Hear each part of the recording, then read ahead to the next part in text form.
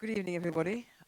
It's really a tremendous honor and privilege to be here with you this evening, speaking after Gloria's great film. I've been an admirer of Gloria's work for many years, and all her work is terrific. But I do think this is her most important film to date. It's a documentary of huge significance, and I think the enthusiasm with which it has been received in city after city where she's been showing it around the world really shows that it has really hit a nerve, because people understand that it makes us aware. Often people are aware for the first time of truths that she's brought out in this film, which are of the utmost importance to all of us, and which suddenly make a lot of other stuff seem to make sense for the first time. Because what this film does for me is it cuts to the very core of the problems that we face that so concern us all, problems which affect both Jews and non-Jews, which are putting all of us in such great danger. And what the film also does is it joins up the dots in a way that very few other people are doing. We are living, as you all know, through exceptionally difficult and challenging times, a really dreadful situation in which Israel is under an onslaught which is unique in history, a campaign of delegitimization, as we heard in the film, designed to bring about the destruction of Israel. And the strategy was extremely simple. Realizing that Israel could not be destroyed through military means, the Palestinians under Yasser Arafat, as we've just heard, devised a strategy of psychological warfare, which would rewrite the entire history of the Middle East to make it appear falsely, entirely falsely, that the rightful inheritors of the land of Israel were not the Jews, whose land it was, but the Palestinians, whose country, everyone was told, it had been since time immemorial. Now, this strategy of rewriting history and turning lies into truths and truths into lies, this strategy has worked beyond, I'm sure, beyond its creators' wildest dreams. The perception that Israel is essentially a colonizer, that it acts with absolute disdain for international law, that its settlements in Judea and Samaria are illegal because it is occupying and stealing another people's land. These perceptions are absolutely fundamental to the campaign of delegitimization. And these are not simply lies and distortions and demonization, but what makes them so terrible is that they are a reversal, an inversion of facts and of morality, a denial of evidence and truth and reason, and a creation of an entirely parallel universe based on lies. It is a creation which resembles nothing so much as the looking glass world, the mad looking glass world of the old Soviet totalitarianism, which is not surprising, since this is the result of a brainwashing propaganda strategy cooked up by Yasser Arafat with the Soviet Union to reframe the entire narrative of the Arab-Israel war of extermination, the Arab war of extermination against Israel, into Israel's oppression of the Palestinians. Now, I'm afraid to say that it is a characteristic of much of the Muslim world to reverse truth and lies in the first place, because in the Muslim world, Islam is perfection. Its faithful adherents can do no wrong. And as a result, one of its hallmarks is that it falsely blames its victims for doing what it itself is doing to them. And so Islamist aggression becomes Muslim defense, and the victim's defense against that aggression, against that aggression is characterized as aggression itself. And thus it is that the most moral army in the history of global warfare, the Israel Defense Force, has become the most reviled as the uniquely evil and reprehensible destroyer of human rights in the world, the absolute opposite of the truth. Now, the core of Arab propaganda is precisely this tactic, manufacturing a reversal of history, a reversal of truth and lies. Thus, it has been that they have effectively wiped out the Jews from our own national story in the land of Israel. The world has been told instead that the indigenous people of the land were the Palestinians, with an entirely fictional national identity invented solely to destroy a true one. And the terrible thing is that millions and millions of people in the West, in Britain, in Europe, even increasingly in America, and I'm afraid to say even among the Jewish people themselves, are believing most or some of these falsehoods. Because people in the West really don't know very much at all about the Middle East, very much at all about Jewish history, and most of the information in Gloria's film would come to them as a complete surprise, if not a shock. Now, people in the West who subscribe to this casual demonization of Israel labor under three fundamental wrong assumptions. First, they believe that the Jews had no connection to the land, that they were plucked out of Europe after the Holocaust as a result of European guilt, plonked down in the land of Palestine, a land with which they had absolutely no connection at all, where they drove out the indigenous people of the land, the Palestinian Muslims who had been there since time immemorial, into squalid refugee camps, where they are now proceeding to try to make their lives a misery and destroy them there too. That is a kind of default belief, certainly in Britain. So the first false belief is that the Jews had no connection to the land. The second is that Israel shows no concern at all for international law, rides roughshod over legality and justice. And the third misconception is that Judaism and Israel are in different boxes. You can be anti-Israel, but you are not therefore anti-Jew, because Israel and Judaism are completely different matters. Now, Gloria's film nails all of these misapprehensions and shows that they are untrue.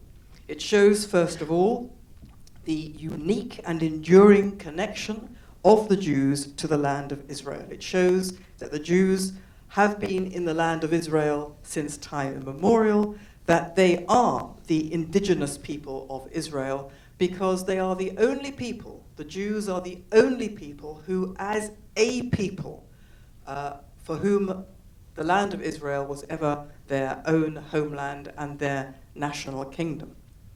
Second, of no less importance, indeed I think of even greater importance, is that the film shows speaker after speaker describing how Israel acts entirely in accordance with international law. And this is of extraordinary importance.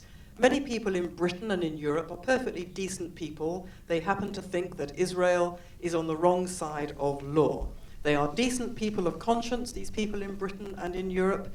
They believe in international law, they believe in acting lawfully, and it concerns them that they believe that Israel flouts international law all the time. They think that if the United Nations says Israel is acting illegally, if the International Criminal Court, if the International Court of Human Rights says that Israel is behaving illegally, people believe, in all their naivety and ignorance, that that is what the law is, because the United Nations, the International Court of Human Rights, the Court of Justice, I beg your pardon, the International Court of Justice can actually make the law by what they say. This is entirely untrue. That is not the case. These bodies cannot make the law. International law consists of what is in international treaties. And what this film shows is that what was in international treaties, going back to 1920, when Britain was given the mandate to settle the Jews in Palestine, to settle the Jews in territory called Palestine, which consisted of what is now Israel, the West Bank, and Gaza. Britain was given a legal obligation to settle Jews in all of that territory, an obligation which has never been rescinded, never been abrogated. The United Nations is under an obligation to respect all treaty obligations entered into it before the United Nations came into being by its predecessor body, the League of Nations, unless those treaty obligations have been abrogated or superseded, as it were, by a sovereign body. And that has not happened in the case of the obligation to settle the Jews in what is now the land of Israel, Gaza and the West Bank. That has never been abrogated as an obligation. So in terms of morality, in terms of history, in terms of legality, Israel has every right to do what it is doing in those territories. And that's before one gets on to the defensive justification that they were entitled to hold on to land from which war was waged against them, while belligerents in that land were still intending to wage war, and that also remains the case. In other words, Israel is always acting in terms of law, something of which the people who dislike and hate Israel have absolutely no idea. And that is the second most important point that this film makes clear. Third, and I would say no less significant, this film corrects the mistaken view that Zionism is politics and Judaism is religion, and the two are entirely separate. Judaism, as we heard in the film, is a triangle or a three-legged stool composed of the people, the religion, and the land. Without the land, Judaism makes no sense. That doesn't mean that all Jews have to be Zionists. It doesn't mean that if you take the view that this is a three-legged stool, the people, the religion, and the land, it doesn't mean that all Jews have to be religious. But it does mean that without the religion, without the land, Judaism has no meaning. Knock away any one of these legs of the stool, and the stool collapses, which is why anti-Zionism may not be anti-Semitism. It may not be anti-Jew as a racial identity, but it certainly is anti-Judaism. If you knock away the rights of the Jews to have self-determination in their own homeland, a homeland which makes sense of Judaism, if you deny the Jews the right to that self-determination, you are denying them the right to Judaism itself. The two are intimately and ineradicably connected. Now, these truths are never uttered. There is an absolute absence of a counter-narrative to the demonization of Israel caused by the silence in the media about these things and the silence of so-called friendly political leaders. In the last few days, the British Prime Minister David Cameron expressed his tremendous shock, and I'm sure it was a genuine shock. He was talking to, I think it was Jeffrey Goldberg in the Atlantic magazine, and he was talking about his shock at discovering that the Jews of Britain, or many of them, felt uneasy now being in Britain as Jews. They felt unsafe. And he was genuinely shocked, as a decent Englishman, that British Jews could possibly think such a thing. He was genuinely concerned. But he was genuinely, utterly uncomprehending, because he does not understand the scale and the implications of the big lie about Israel that has been told over the decades, and what it has meant for Jews to live through that lie being told. And he doesn't understand that his own government, the British government, itself says that Israel's occupation and settlements are illegal. In my view, statements of legal illiteracy caused by political considerations alone. Mr. Cameron, decent man, does not understand, because he doesn't put these things together. As far as he's concerned, Israel and Zionism are in one box, Jews are in another box. Anti-Jew stuff is different from anti-Israel stuff. And that's what many British people and many Europeans think. They don't join up the dots.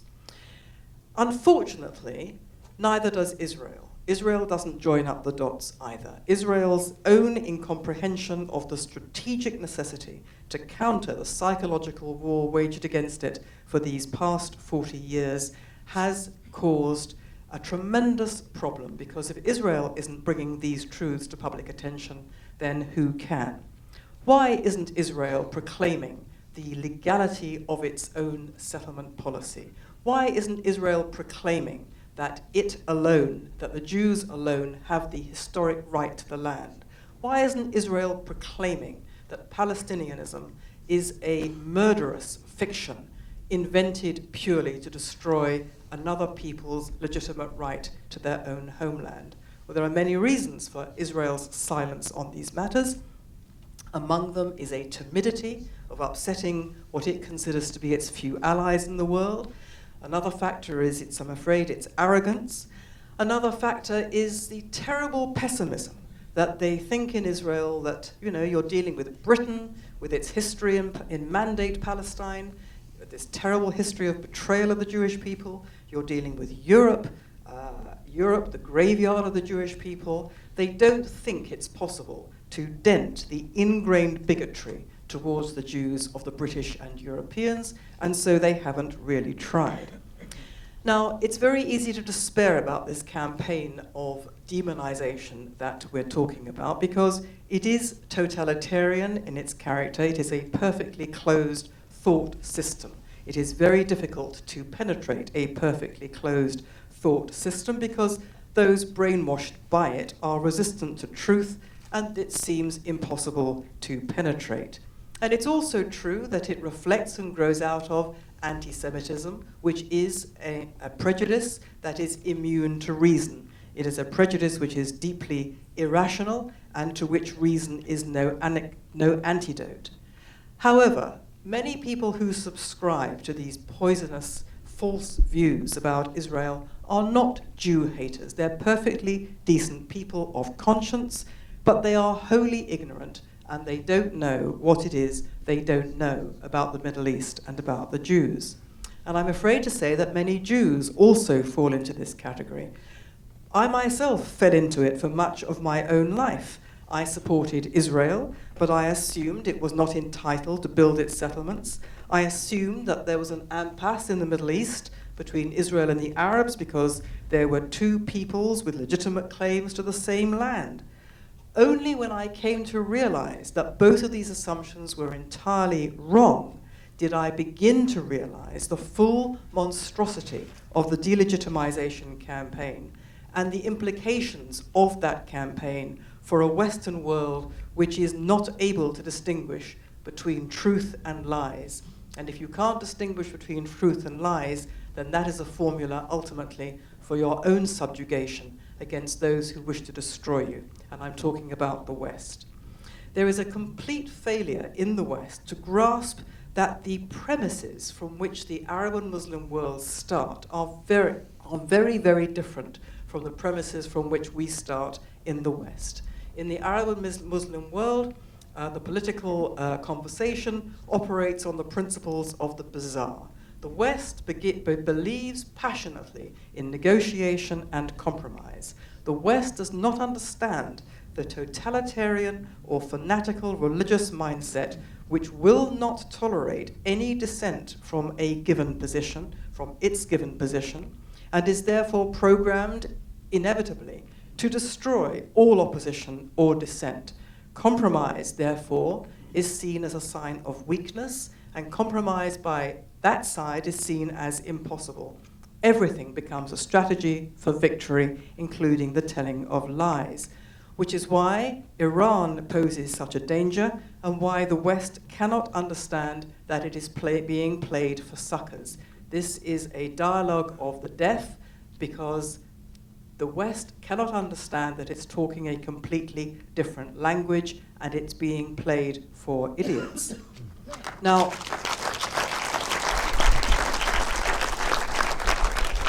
there is another aspect to the truths that we have seen broadcast in this film, because the lies that are being told about Israel and the truths that are being obscured by those lies, this doesn't just demonize Israel and put Israel at risk.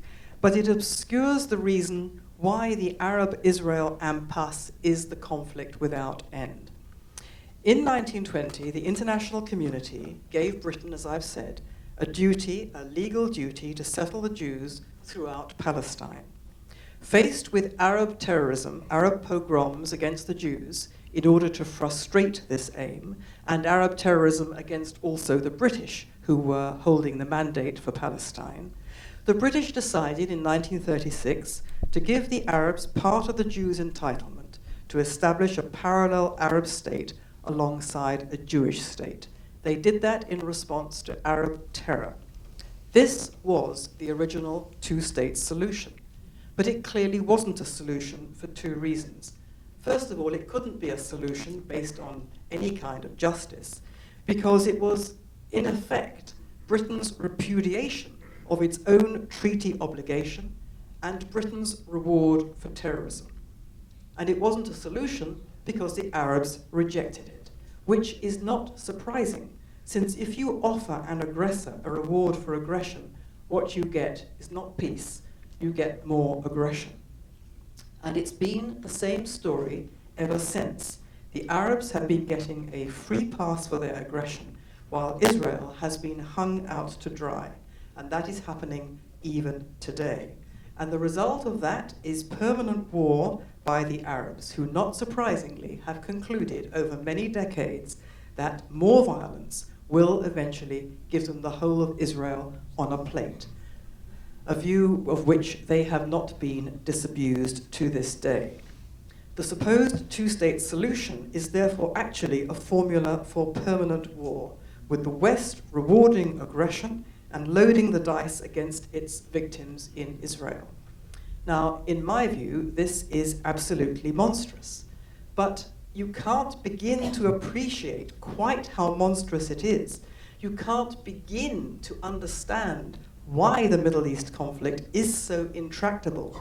You can't begin to grasp that so far from being the cause of illegality and war, Israel is the victim of monumental injustice and a denial of international law, not just by the Arab world, but by the West, unless you realize the legal and historical claim of the Jews to the land which the West to this day denies. And while the West buys into these big lies about Israel, there is, in my view, no chance that the West will understand the wider reality of the wider war being waged against itself, being waged against the West by the Islamic world.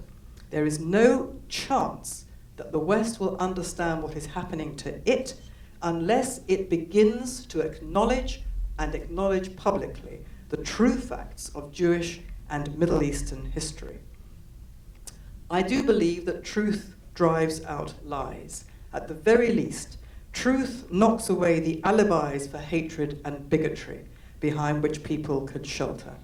I also believe that, as I've said previously, many Jews need to know these truths because we are seeing to our distress an increasing number of Jews in this country and Britain and elsewhere peeling away from their support for Israel. And they're peeling away in large measure because they don't understand the facts about Jewish history, they don't understand what Judaism really is, and they don't understand or know the facts about the Middle East and about Israel's history. In this terrible and growing confusion among Jews around the world and among non-Jews, in this growing confusion, this film by Gloria opens our eyes to the true enormity of what we are fighting against and gives us the essential weapons without which we cannot properly defend Israel. And I would just say in conclusion that what this film does for me, it doesn't just fill in gaps of historical knowledge and other sorts of knowledge, but what it shows is that Israel is demonized as standing for illegality and injustice. But what this film shows is that actually Israel stands for law, for justice, and for truth. And I believe that Israel is actually in the forefront of the fight for law, justice, and truth on behalf of the entire world. And in turning on Israel, the world that turns on Israel is turning on law, justice, and truth. And that in itself will harm and possibly even destroy the Western world. The Western world is destroying itself by turning on Israel.